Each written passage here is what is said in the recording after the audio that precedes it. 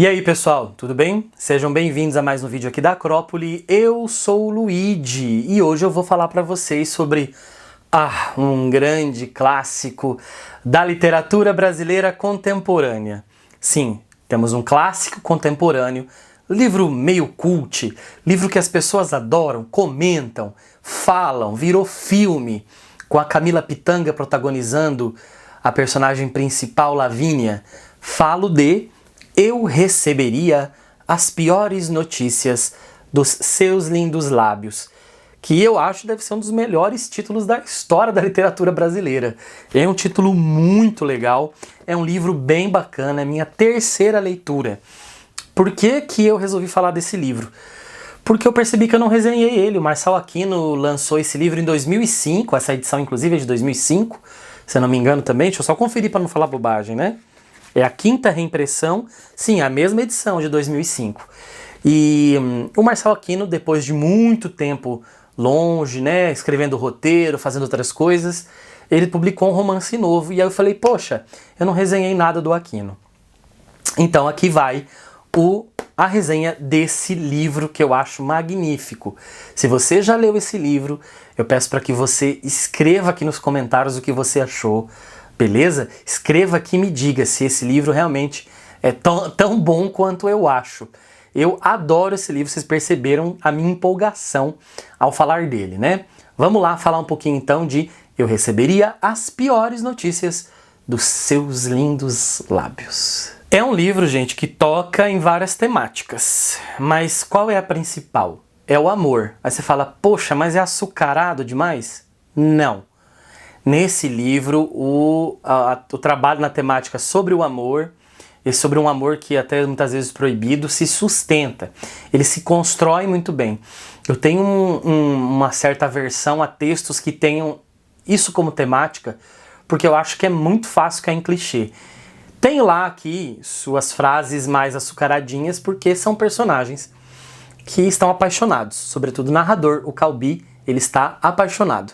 Então, é natural que ele solte algumas pérolas às vezes. Vamos para algum trecho agora. Eu não desejava a Dona Jane, era uma pena, mas não a desejava. Um típico caso de STTL, na definição do professor Schamberg. Síndrome de transferência total da libido. Em geral, ele escreveu, poucos homens são fiéis de verdade. Tudo depende da oportunidade e da temperatura do sangue do homem em questão.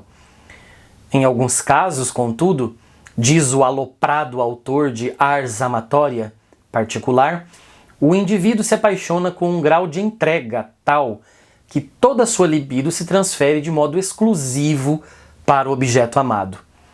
STTL. Aconteceu comigo. Conhecer Lavínia tornou invisíveis as outras mulheres, tornou-as indesejáveis. Fiquei imune à sedução. É a história, gente, de amor de Calbi e Lavínia, que se passa no interior do Pará. O Calbi tem uma carreira consolidada como fotógrafo. Ele está ali para fotografar nessa região. E ele conhece, então, por acaso, numa lojinha de um chinês, a Lavínia. A Lavínia, que é uma moça muito bonita, uma moça com uma personalidade muito marcante, aliás, com dupla personalidade. E eles se afeiçoam de início, tem um jogo de sedução ali, só que a Lavínia é casada com o pastor da cidade, um pastor que a tirou de uma vida muito complexa em que ela era prostituta e usuária de drogas. E esse pastor então se casou com ela. A gente tem depois em perspectiva essa narração, que daí muda de primeira para terceira pessoa, mas a gente acompanha um pouco também a história da Lavínia. Não é só a história do Calbi. Então a história se dá nesse encontro dos dois e nos encontros nas tardes em que Lavínia vai visitar Calbi na sua casa. Então, salvo esse pedaço aí em que conta-se a história da Lavínia e do pastor antes dela chegar nessa região, o resto do livro é narrado em primeira pessoa pelo Calbi e ele vai contar como a paixão dele, esse relacionamento levou à ruína, acabou com a vida dele. Sim, ele está já no fim da história. Então ele está nos contando quando ele está hospedado numa pensão na cidade, ele está nos contando, ele está ali interagindo com as pessoas do lugar, interagindo com as pessoas que estão morando naquela pensão, com a dona da pensão, também com um menino que está ali para ouvir histórias. Ele, a partir da interação dele com essas pessoas, alguma coisa sempre faz com que ele se recorde de Lavínia. E ele começa a nos contar essa história. É muito interessante esse recurso, gente, porque ele faz flashbacks rápidos, automáticos. Não há nenhuma marcação no texto em que isso está desconectado com o presente da narrativa. E ele faz de maneira orgânica e muito fácil. E assim, pelo menos comigo, eu não me perdi. Eu acho que o leitor, no geral, ele não se perde. Ele consegue pular de um momento histórico para o outro de maneira muito rápida. E faz isso de maneira muito fácil, tá? Pelo menos me pareceu muito fácil. Então, esse ir e vir do tempo foi muito gostoso, porque você pegava o presente da narrativa, ele ali já decadente, mas ainda guardando uma esperança no peito e contando toda a trajetória de quando ele conheceu a Lavínia, de quando eles começaram a se relacionar e de como aquela relação vai levar os dois à ruína. E não é spoiler, porque o narrador ele não vai te dizendo o que aconteceu. Ele vai dando pistas, ele vai colocando até pistas falsas, você não sabe, você fica conjecturando. O que será que aconteceu? A Lavínia morreu, ele tá com algum problema, ele foi perseguido, ele tá em outro lugar, o pastor, o que aconteceu com o pastor? Ela abandonou ele e ele tá ali sozinho sofrendo, então a gente não sabe muito bem o que aconteceu, mas aconteceram algumas coisas que um pouco fortes e que culminaram nessa derrocada aí do Calbi. Retomo o livro e leio mais um trecho grifado. O professor Schoenberg diz que a natureza do amor, de não nos permitir escolher por quem nos apaixonamos, é uma rota que pode conduzir à ruína. Entendo por que Schoenberg escreveu isso e dou razão a ele. Alguns amores levam à ruína. Eu soube disso desde a primeira vez em que Lavínia entrou na minha casa. Tá aí, ele nos diz mesmo que é uma ruína, né? Então a gente vai acompanhando a trajetória dele. Ele sabe desde o começo, ele foi consciente, ele entrou na relação sabendo que ela tinha um certo prazo de validade e que ela traria muito perigo para ele. Então ele entrou de cabeça. E pelo olhar dele, apaixonado, então como em primeira pessoa, ele narra a Lavínia, ele descreve a Lavínia de uma maneira muito apaixonante. Então, ao menos para os olhos masculinos, eu falo de uma perspectiva masculina, talvez as mulheres possam discordar disso, né? A descrição da Lavínia é apaixonante, me parece ser uma mulher incrível, né? Ele descreve ela muito bonita, uma pessoa que às vezes é muito tímida e às vezes muito corajosa, ela tem uma história de vida forte, ela conseguiu superar, ela tem um respeito muito grande por algumas pessoas e faz corroborar, assim, não digo uma honestidade, mas assim, uma formação muito boa de caráter, mesmo depois de tudo que ela passou, né? E uma pessoa que tem uma sensibilidade para fotografia que é a profissão do Calbi. Então tá aí a grande conexão. Eles se conhecem, como eu disse, lá na lojinha do Shang. Ele também é meu amigo, o Calbi é amigo do Victor Lawrence, que é um dandy, assim, que edita o jornal da cidade e que tem uma biblioteca maravilhosa e é um cara, assim, você nunca sabe se ele tá do seu lado ou não, se ele vai te ajudar ou não, né? Mas é uma figura interessante também do lugar. E é uma cidade muito perigosa, gente, é uma cidade muito perigosa porque tem mineradoras, o pessoal tá indo ali para uma espécie de corrida do ouro, sabe?